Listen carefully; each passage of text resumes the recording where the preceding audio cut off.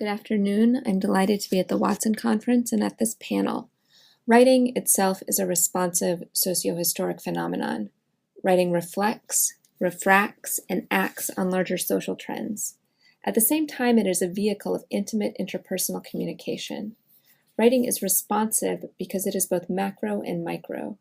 It is writing's responsiveness to big macro trends as well as to the micro nuances of interpersonal relationships that I'd like to talk about today.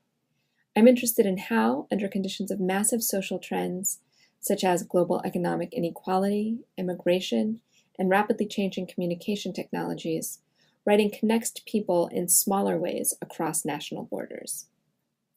Specifically, I want to present some early findings today from a study I'm conducting on immigrants' homelands. Literacy scholars have long studied immigrant literacy learning in host countries.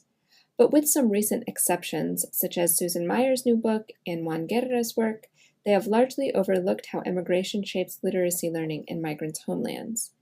Yet homelands are crucial sites of research. Currently, 232 million of the world's inhabitants live outside the country of their birth, and many more remain behind.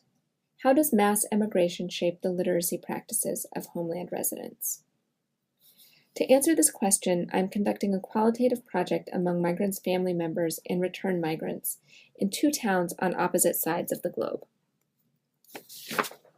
Daugavpils, Latvia in Eastern Europe, and Jau, Brazil in South America.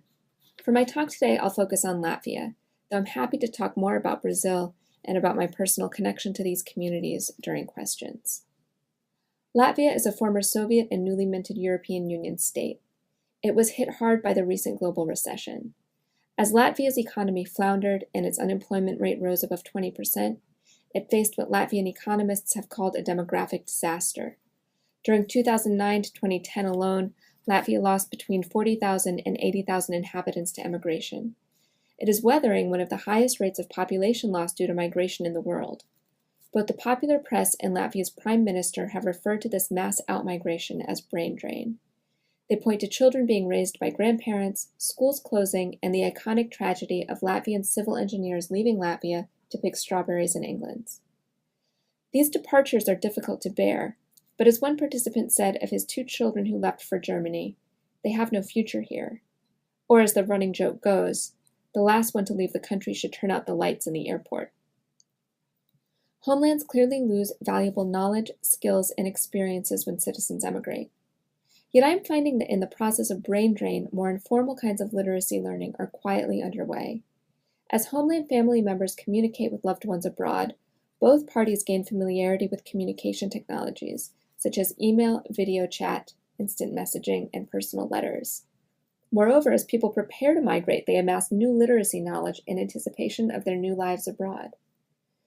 I believe such migration-driven literacy learning has much to teach us about the nature of writing at a moment of rapid technological and global change. To investigate migration-driven literacy learning, I'm asking three central questions. First, what is new about migration-driven literacy practices? How do these practices circulate locally and transnationally? And what are their consequences? To answer these questions, I conducted 27 literacy history interviews and engaged in participant observation with immigrants' family members and those planning to migrate in June and July of 2014. To understand the effects of poverty and unemployment on literacy learning, I situated my study in Latvia's most economically depressed city, Daugavpils, on the Lithuanian and Belarusian border. It is a post-Soviet town, and that's my friend's apartment where I stayed with my daughter during my research.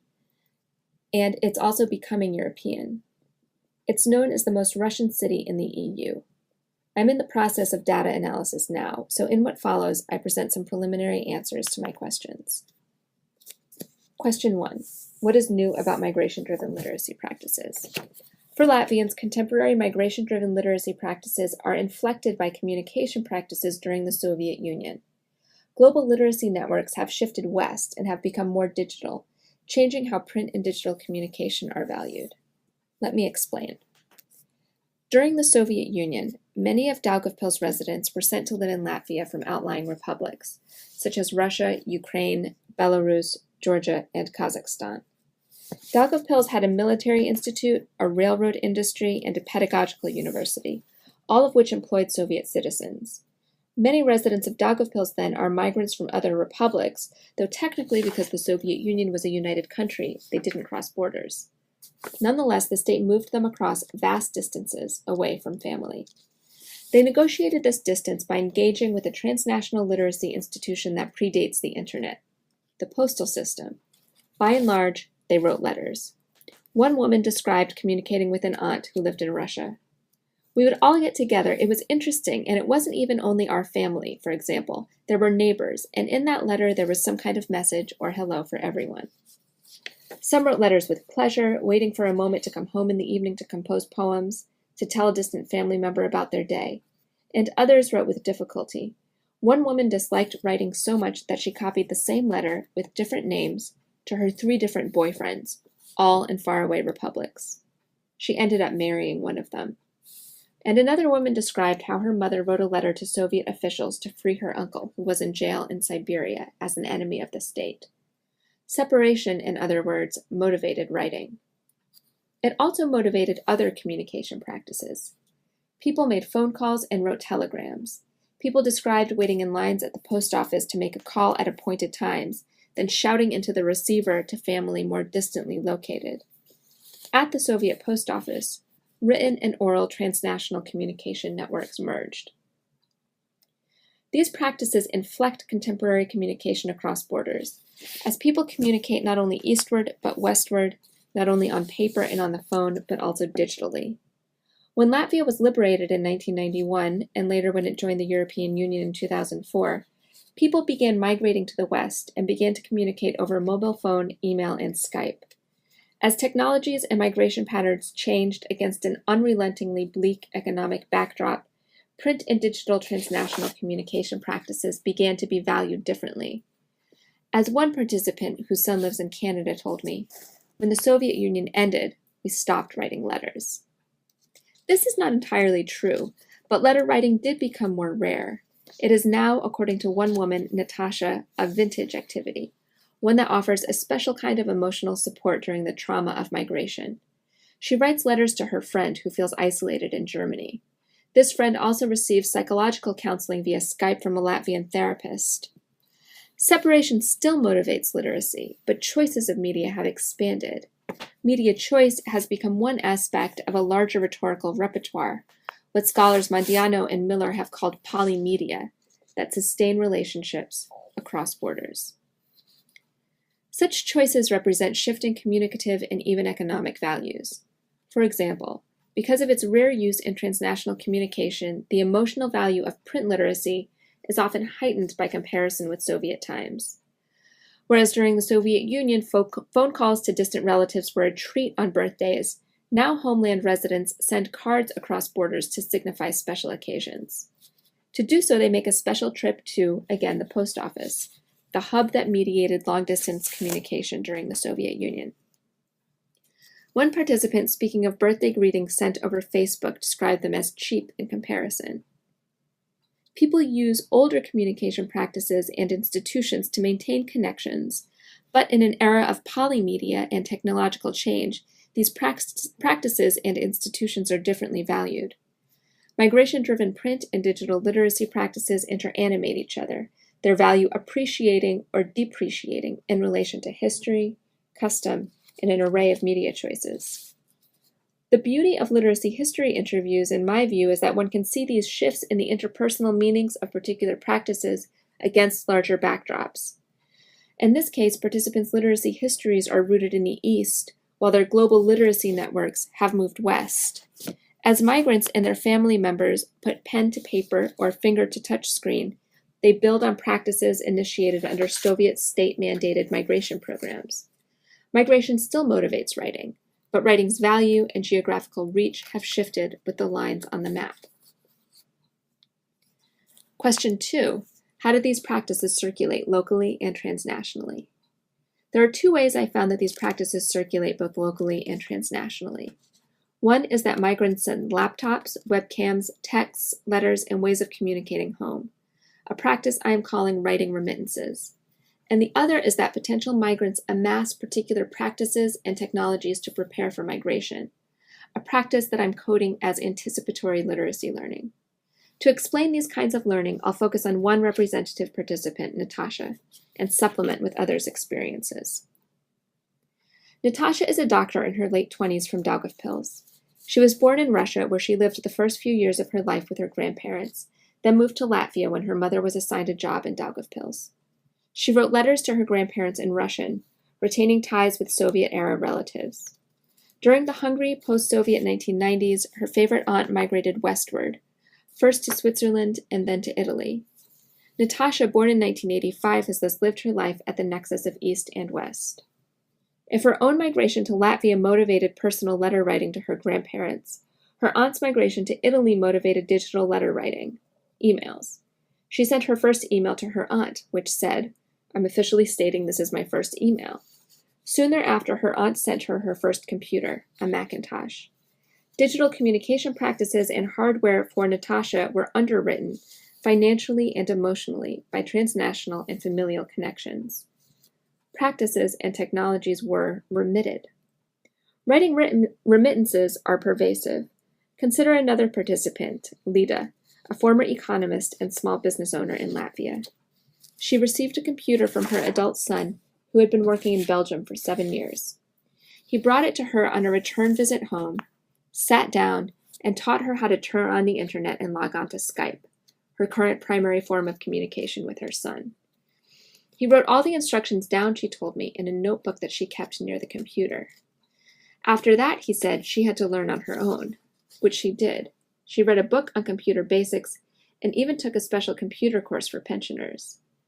And here's another photo, this one of an iPad owned by an elderly woman who is a retired street cleaner. Her granddaughters are both abroad, one in Ireland and one in Germany. The one in Ireland brought her an iPad so they could FaceTime and taught her how to use it. The notebook next to the iPad you see there has the login name and password. These gifts entail the expectation that the receiver would learn to use them in order to communicate. All three women fulfilled this expectation. There is an interpersonally motivated exchange of expensive literacy technology for often arduous literacy learning. Goods for labor. Writing remittances arriving in the form of new hardware and practices are both material and emotional investments in homeland literacies. Writing remittances are also sometimes invested for local gain. Lida, for example, used the migration-driven literacy knowledge she gained from her son to repay an old debt. She taught her children's former Latvian teacher to use Skype and to send emails. When I asked Lida if she received anything in return for such help, she said, "What could I possibly ask for in return? This woman taught my children to speak Latvian." Latvian, a crucial skill for Russian speakers living in Latvia, opens the doors to schooling and work opportunities. Lida owed something that she repaid in writing remittances. Natasha, for her part, taught her senior colleague at work to use email, a practice, remember, initiated with her aunt in Italy. Natasha was shocked that her colleague had no email, but this local exchange of knowledge cemented a mentorship relationship in which the colleague advised Natasha on treatment protocols, and Natasha advised her on digital communication. Much like monetary remittances, then, writing remittances can be invested locally for gain. Migration, it appears, promotes a movement of literacy resources, valued both interpersonally and economically, from outside the country to inside the country, which is circulated locally. If brains are drained from Latvia, at least some knowledge is remitted. The other important kind of migration-driven literacy learning I'd like to discuss here is anticipatory literacy learning. Many amass literacy resources that they believe will help them abroad in anticipation of migration. Natasha is one. A loyal Latvian, she long resisted leaving the country, but describes an increasing bitterness and anger with pervasive corruption and her low salary. She describes her friends that have left. "All the people I've studied together with, they all go around the world. They have cars, they have kids, which I cannot support." After meeting with a German recruiter, she decided to try her chances there. To do so, she is studying to take the medical boards in German, a language she deeply dislikes. She has enrolled in an evening course and asks friends to bring her German newspapers, which she reads and annotates in their hard copies. She uses writing to orient herself to a Western readership in life. She also writes a blog in English about the process of emigrating. In my last communication with her, she had passed an interview and was well on her way to a small town in Germany with a big cardiac surgery center. Her migration-driven literacy learning had paid off. If she invested writing remittances locally to advance professionally in Latvia, her anticipatory literacy learning is invested transnationally to move. Anticipatory literacy learning also starts younger. One mother, Tatiana, was very eager to prepare her younger daughter, 11 years old, Christina, to leave the country as well. She invited my daughter and me over for a private English lesson / playdate. Tatiana, who didn't speak English, consulted with me on the level of the English books she purchased for her daughter. Christina read to us from the books at her mother's request. Tatiana also pays for Christina to attend English camps in Cyprus, where her older daughter has migrated to work in the hotel industry. English literacy, Tatiana told me, was the only way to offer her daughter the most opportunities possible in the new world of the European Union. It breaks my heart, she said, as she fed Tatiana and my daughter cream-filled pastries and small chocolates. But there is nothing for her here. For this reason, on graduation day, one teacher told me 5 out of 20 seniors were given tickets to England as gifts. And for this reason, many college students work for 2 degrees, one in an occupation such as education, and another in an occupation that could be useful abroad, such as hospitality. Literacy is accumulated in Latvia to then be spent abroad. Question 3. What are the consequences of migration-driven literacy learning? The consequences of migration-driven literacy learning are contradictory.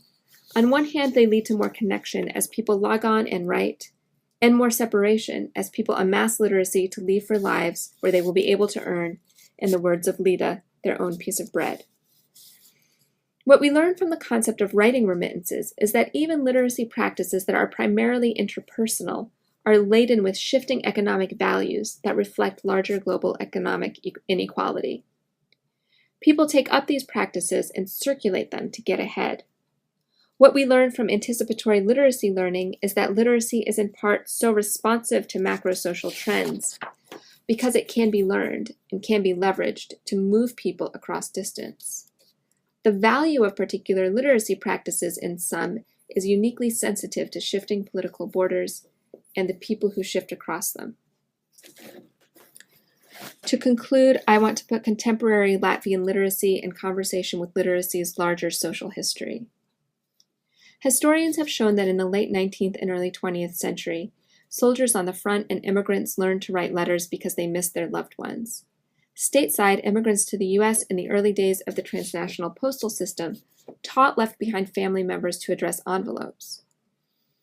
Postal system aside, literacy has been used to overcome physical distance in the imposed alphabetization of indigenous Americans during the Spanish conquest, in writing by African slaves in the antebellum South to escape to the north, and perhaps even in the use of clay marking systems in ancient Mesopotamia to unite distant temple economies through a shared accounting system.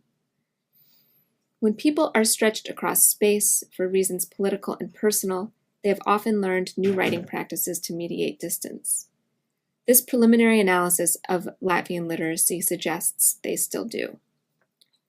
Thank you, and I'd like to thank the Spencer Foundation for supporting data analysis, the University of Wisconsin Research Competition for supporting data collection, and my research assistant, Medina Jurayeva, for data analysis and compiling a literature review.